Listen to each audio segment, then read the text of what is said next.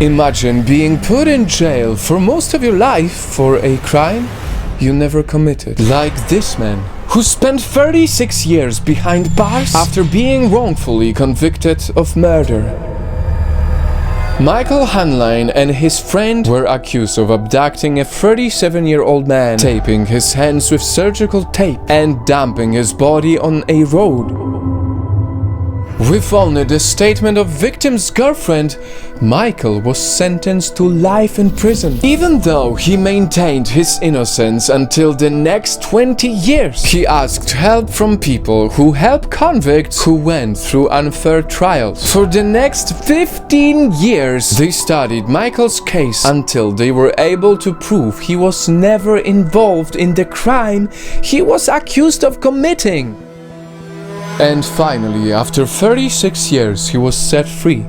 How would you feel if this was you? Obviously, there was a lot of firsts after almost 4 decades of his life, and it was very emotional. His first breath of fresh air in freedom. First car ride. This feels like I'm on the front of a rocket ship. Doesn't seem, I guess, actually real. First good meal. Wow, that's what meat tastes like, huh? I don't know, unless I was supposed to learn something or teach something to somebody. From one heartbreaking story to another, this 16-year-old boy was one step away from reaching his dreams. He had a huge chance of being able to play for the national team.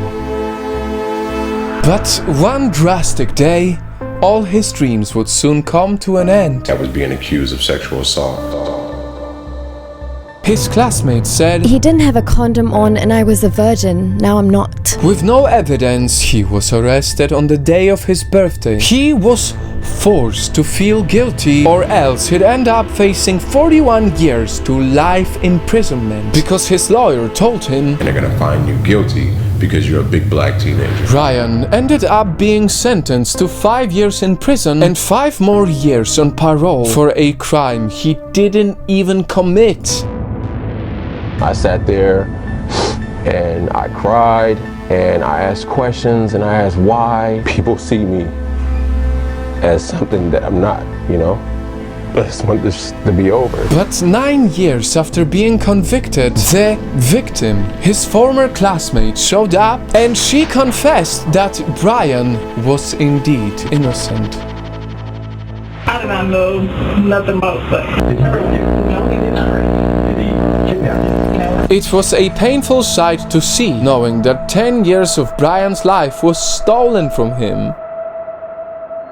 But perhaps the most painful thing that can happen to somebody is being accused of killing your loved one. This is what happened to Joyce Watkins, when all she had to do one day was to pick up her 4-year-old niece, who's been staying with a relative for the past 2 months. But when she saw her, she felt something wrong.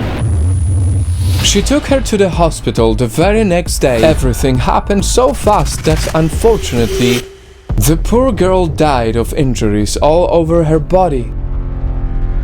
The next thing Joyce knew, she and her boyfriend were being arrested for the death of her niece and were sentenced to life imprisonment. And she had no idea how. My family is my life. My niece is my nephew. That's my life. And it was not until 35 years later when another court decided that Joyce was not guilty, after finding out that the test run by the medical examiner in charge of the case 35 years ago was a complete mistake. Ms. Watkins, this charge against you is dismissed. Imagine sitting in prison for 35 years for murdering a 4-year-old member of your family while not being guilty. It took everything away from us. It took us from our families, him from his kids, took us from everything we worked for.